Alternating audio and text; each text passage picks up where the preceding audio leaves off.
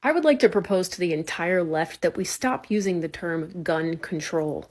Nobody likes to be controlled. It's terrible rhetoric. How about instead we use the term gun responsibility?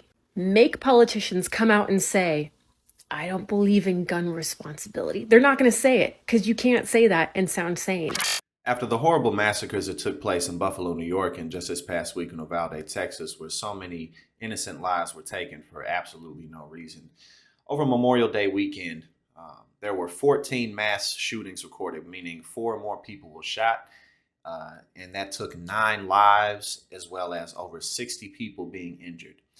And I think that, it's interesting to see, and you look at a lot of the charts that track people's attention and how much social media is talking about these issues. And the reality is that when, the talk of the town dips on the issue of gun control, it's not that nobody cares. It's just that this happens so often and so frequently, and it's taken place across the majority of our lifetimes.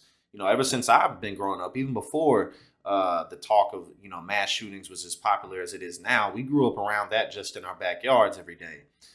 So the thing is that this is such a common occurrence, but now going into the midterms, this is definitely going to be one of the biggest issues, along with abortion rights.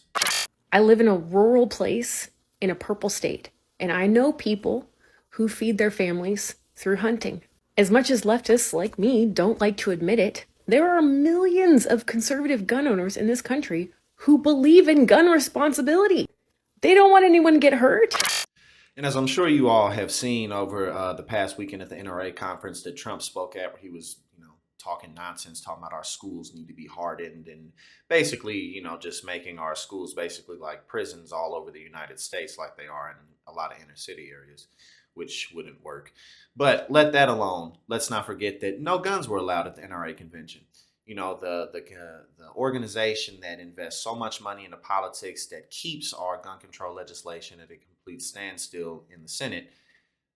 That being said, there's no guns allowed at the convention. Why? Because they know good and well that guns are dangerous, and in the hands of people who are not properly trained or who maybe aren't in their right minds, it can be very, very dangerous. So the issue is well known, even by the people who perpetrate the issue, even by the people who are the most responsible, which are the gun manufacturers in this country. So, again, going into the midterms, this is going to be one of the loudest things that's talked about policy wise. So, why are we using rhetoric that is intentionally polarizing? My fellow Americans, we are going to pass effective gun responsibility laws. And if you can't get behind that, we are watching you like a hawk. And with the Senate taking a 2 week recess, not coming back until June 6th, it's obvious that they're hoping that, the talk dies down by the time they get back, and that they won't have to truly press with it. Not because none of them care. Most of them don't care, that's true. But even the ones who do care, they know that, what are you really going to do? You have too much corruption in the system. You have way too much money from gun manufacturers clogging up the pipes.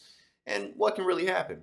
So this really circles back around to what we here at TYT talk about all the time, is that the main issue in our political system is that there's way too much legalized bribes, legalized corruption.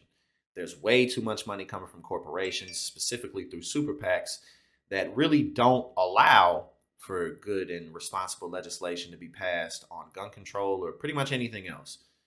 All the biggest issues that we're facing, the things that this country needs to tackle in order to make ourselves truly what we claim to be, which is number one, there has to be something done about the corruption in the system. So the answer to that is for us to rally behind better candidates, of course, like I always say, and to get more involved in our communities and to fight every single day and to not give up.